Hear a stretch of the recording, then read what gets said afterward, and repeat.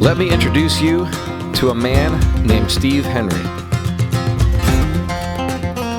He's a builder, he's a pilot, and he races airplanes. So today, I'm going to give you a quick tour of, well, the ultimate man cave.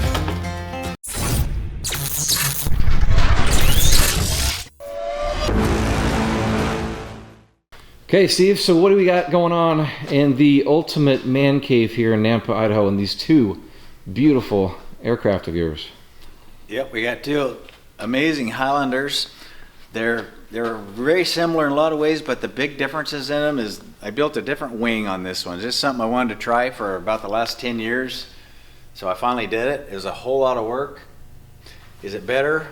Not really. I wouldn't do it again. I like it. It works great.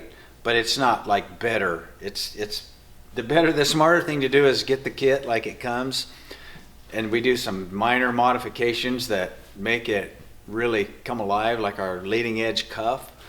One thing I've done lately is slats, these carbon concept slats, and I'm really liking them. I have them on both of the airplanes.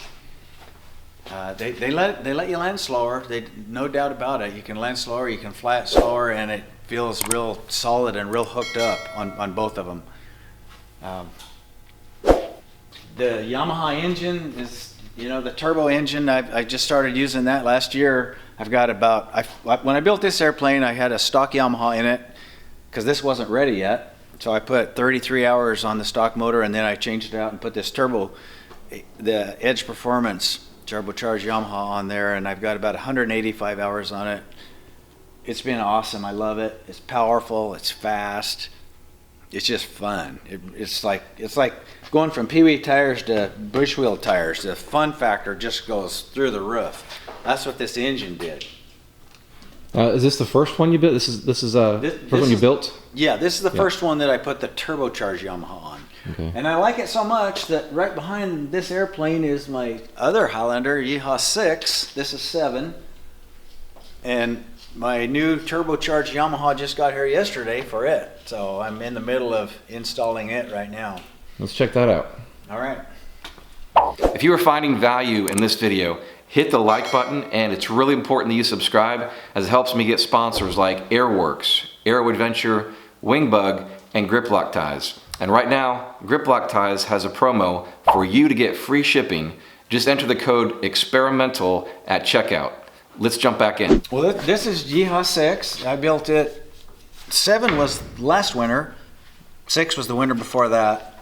Oh, one thing that was really cool about these two, I don't build airplanes for winning awards. I mean, I build them to win STOL competitions and things like that, but as far as a builder's award, it's not really on my radar. It's like not something I really cared about, but it's kind of cool. I actually won a Lindy at Oshkosh 2 years in a row, one on each of these airplanes. Awesome. So yeah, that was really cool. I didn't know what a big deal it was until it happened. And I found out this is really a pretty big deal. It makes your airplane worth more. It makes any airplane I ever build worth more. Really? I didn't know that. Yeah. But anyway, this is Yamaha 6, which is getting the new turbo Yamaha. And it looks goofy on these little tires, but it makes it by having it on these little bitty tires, it lowers it down so much farther. It makes it really convenient for doing this engine install. A little more head height, shoulder height. Yeah, I can reach things a lot better. So this is the one that you mentioned the other day that just came out of the box. This engine just came out straight of the from box Norway. Yesterday. There's the box still sitting right there. So what I'm hoping is to have this done and working and tested in about 2 weeks, because March 10th I'm leaving for Texas to do the STOL competition in Texas. This airplane will work great. It's all ready. I know it's awesome too. I'm just kind of excited to maybe take this one because of the brand new engine. And actually I kind of do like the standard Highlander wing a little better than that wing for STOL. Okay. This wing is really a little bit better for short takeoff and landing. That one cruises slightly faster, but it gave up on the bottom end. And for what I like to do, that's not really what I'm after. And then, like I say, the slats. This STOL competition stuff is getting to be a big deal. It's getting more and more competitive all the time. And it's like you got to have slats to be competitive anymore. And there's not really much of a downside to them on here either, because the cruise speed doesn't really seem to be affected. Yeah. It just And these don't slower. pop out. They looks like they rotate. Yeah, they tip. They just Okay. tip up like that. And they look like they create a lot of drag out there just cruising along, but really they don't. On Cubs, for some reason, they seem to. Most the Cub guys say, yeah, they lose like 8 miles an hour or something, but I'm not seeing that at all on this airplane. Another good reason to buy a Highlander. Okay, so again, the venues that you're going to be at this year, you're going to go to this Gainesville, Texas, Yeah. Sun and Fun. Where are you going this year? Well, I don't know where all for sure, but yeah, definitely Gainesville, then Sun and Fun, Oshkosh, probably Independence, Oregon. There's a STOL competition. Definitely the Reno Air Races for STOL drag, and definitely High Sierra Fly-In for STOL drag. And we may, I don't know where else we might do STOL drag. That's what's really the new thing that's kind of coming up. Yeah. That's really fun, really fun, really exciting, really intense. Everything's so intense. You're just full blast going, full blast slipping, full blast on the brakes. Now, is that going to be both at the Reno Air Race and the High Sierra Fly-In? Are they doing both venues or just one location? Both. Both places. We're an official class at Reno now. Okay. It's like a $20,000 purse for our class, for the STOL drag class. Wow. Yeah, it's a big deal. And it's a possibility that we'll do STOL drag at Oshkosh. Don't know yet. Oh, there's another STOL competition, I think, in Minnesota, right the weekend after Oshkosh. I would hope to do that one this year. Sodbusters, I think it's called. Cool. Okay, so again, two airplanes. This is one you were trying out with the different wing, and the first one built, and then this is back to the factory wing, Yeah. but with a different engine. With a different engine, and I do some things. I reshape the front of my ailerons with the freezy, the pointy aileron. It just makes them a lot nicer. Gives you a quicker roll rate. There's things like that. I have a cuff on the leading edge of the wing. I have a cuff besides the slat. Okay. And the cuff makes it cruise slightly faster. It flies through turbulence a little better, and it definitely lands slower. And on top of that, I see you've got the wing tip, the wing vortices, Oh yeah, VGs, you gotta have VGs on there. Yeah. Yeah, they help. They always help. Really have. More and more standard on STOL. Yeah. Yeah. No matter what, if you have a cuff or not, slats or not, VGs are gonna help. And of course, we have them underneath the tail too, right in front of the elevator on the back of the horizontal stab. Okay, so on the new engine that just arrived, you're going to be testing the next week or two. I know obviously you have a YouTube channel. Will you have a chance, you think, to share some of the early flights with that before you head out to Texas? Maybe. Maybe? I might. I probably will. You're going to tease us? I probably will.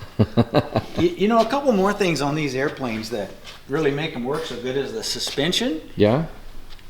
And what we use, this has the Super STOL, the same swing arm shock setup as is on the Super STOL. Okay. On the Highlander, it works just equally well on either one of them. And then with a Tundra Light tail wheel. They're just a really good tail wheel. They're the best I've used on these airplanes. And then up front, what I like is TK1 Shock Monster. He makes my gear legs and the shock struts. Okay. You have a dual, is that dual? Yeah, dual system there. Yeah, it really works well. I've been real happy with him, and his customer service is awesome too. He's a real airplane guy. I see guy. you have a 2-pot brake system on that, on the discs? Oh yeah, I like really powerful brakes. Got to have powerful brakes for my kind of flying. On the STOL drag now, I'm kind of playing with these little peewee tires, and the braking power with those little things on there is out of this world. Because those are enough brakes to stop with those big old 31s. So you can just imagine how powerful they're going to feel with 21s. Sure. Okay, so we'll see you out middle of next month, the 12th through the 15th, which is only really one day of the event, which is a Saturday. Yeah. Gainesville, Texas, at the Lone Star STOL competition. I think that's what it's called. Okay, well, we'll see you out there. Okay. Look forward to it.